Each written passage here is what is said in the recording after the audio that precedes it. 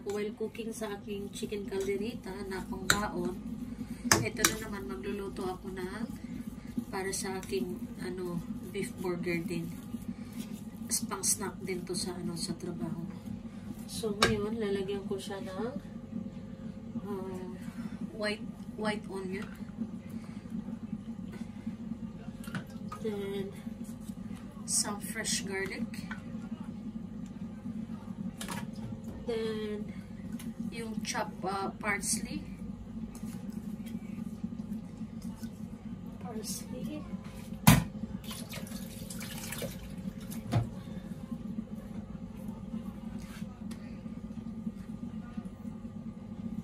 Konting salt.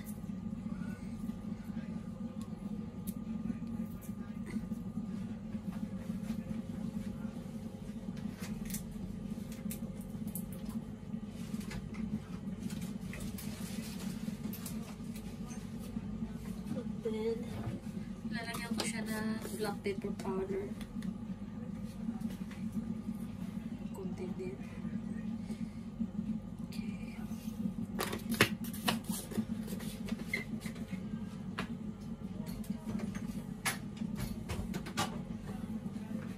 Tapos, yun sa akin, gusto ko siyang lagyan ng cayenne pepper powder. Cayenne pepper powder. That's what. Hindi naman ito siya maangin. Ano mo sa lasa, pang lasa.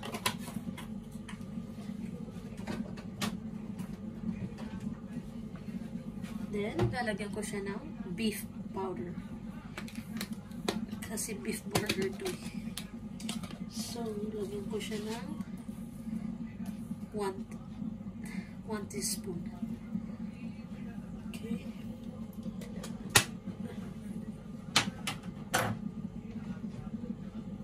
Then, lagyan ko siya ng 1 egg.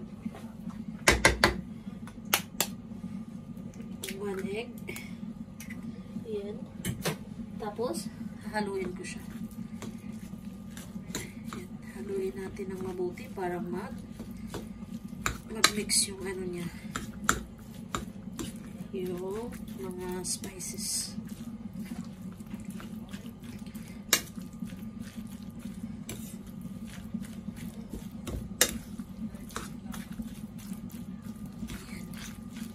Ito, marami kasi ito siya. So, ang gagawin ko nito, ilalagay ko yung iba sa ref, sa freezer.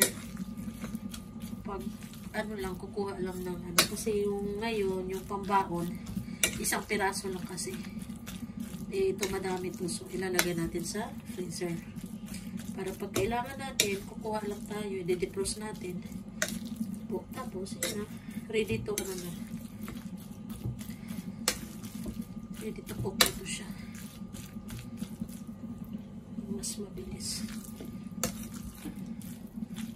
Ito matagal ko mahubos kasi isa-isa lang yung gawin ko pang baon.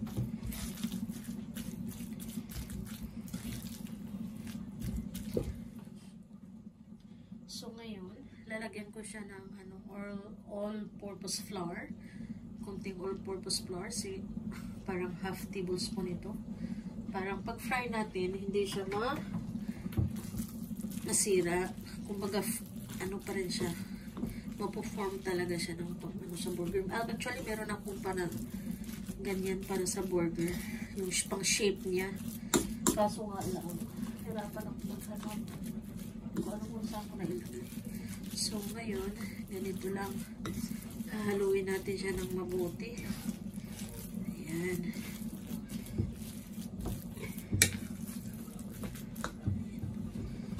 Diba? Homemade ito, homemade. Ayan. So, ayan, dikit-dikit na. So, ako, bago ko siya lutuin, kahit mga 10 minutes, imamarinate ko siya para yung, like yung onion and garlic, mag-ano siya dun sa karne. Sa ating, giniling na baka. Ayan. So now, ilalagay ko muna to sa fridge for kahit mga 10 minutes lang. Ayan, pwede na 10 minutes bago natin lutuin. Okay. Ayan. So, ayan. Tayo natin yan. Takpan natin. Parang yung init kasi magdagdag yun, parang maluto agad yung ating beef bone.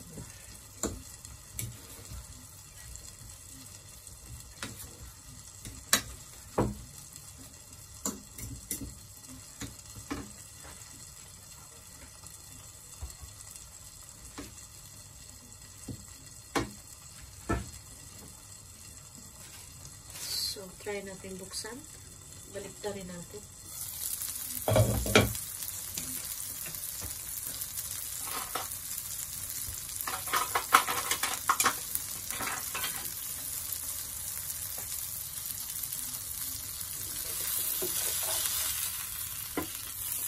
Ayan.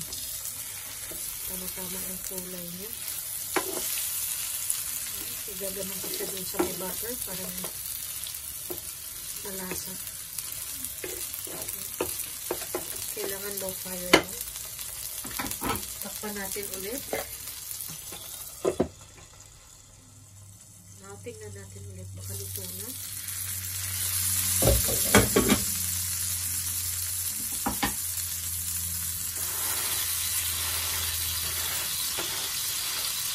Ayan, juicy-juicy.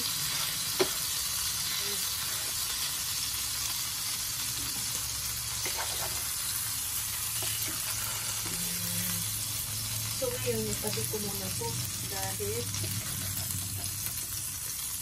magluto muna po ng isa. Dalawa lang nalutuin ko. Isa yung pangbaon at isa yung sa akin. So, lagyan ko ulit ng butter.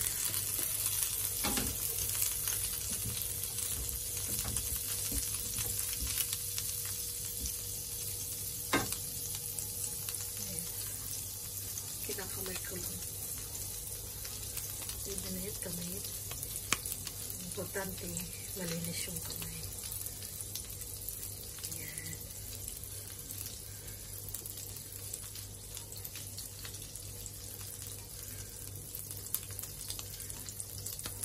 Ako, hindi na ako nilalagyan ko ba siya ng salt? Yan, nilagyan ko pala ng konting salt. Konting-konti lang. Yan.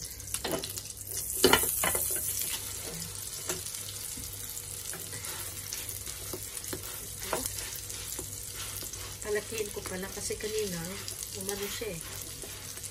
Parang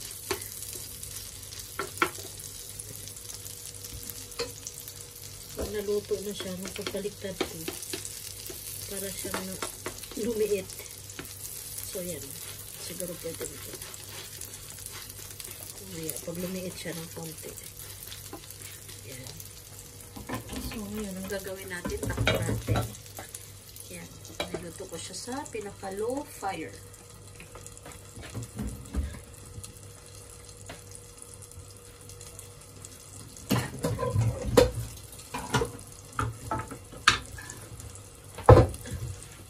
Ngayon, titingnan natin. Yan, pwede mo siguro. Baliktarin natin. Yan. Landahan lang parang hindi maano. Sira. Ayan.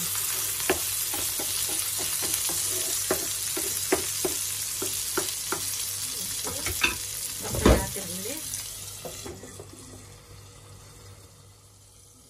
Check natin sa luto.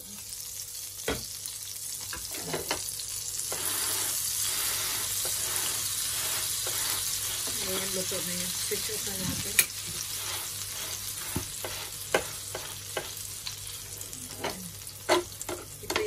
Pambaon kasi malaki-laki. It's not salt. And ulit tayo natin. Okay na yan. Ngayon, ilito ko na yung pambaon. Yung burgers. So, babalutin ko na siya.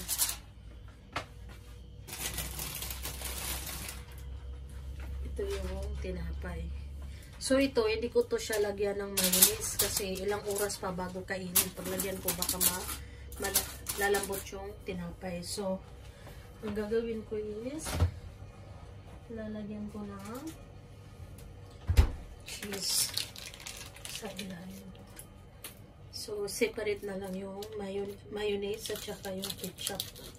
O kaya mustard kung depende kung ano gusto na ilalagay. Dahil pang baon siya, hindi ko ilalagay. Separate ko lang.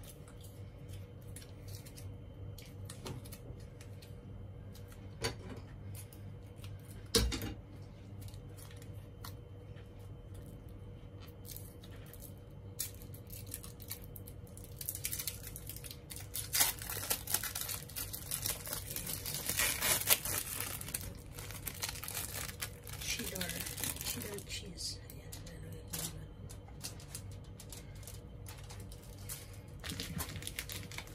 So, kung gusto mo ng malasa, di lagyan mo ng dalawa.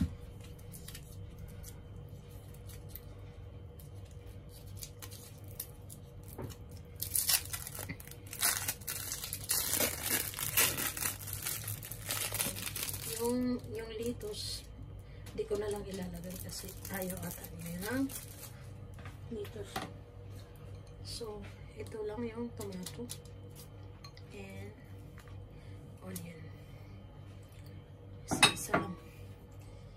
Kasi hindi siya dahil.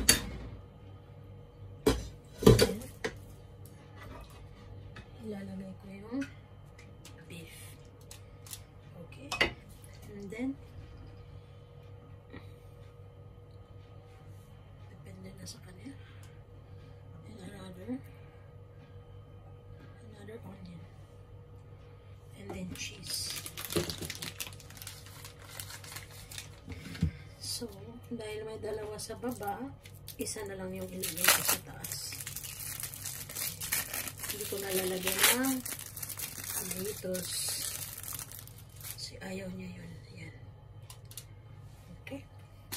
Separate yung mayonnaise o kaya mustard and ketchup. Then, babalikan ko na. So, ready na ito pang bahan. Ito na konti. Ayan. And ready na yung cheese beef burger. Ayan. Kaya 3 cheese yung nilagay ko para mas masarap. Ang sauce, mamaya na pa.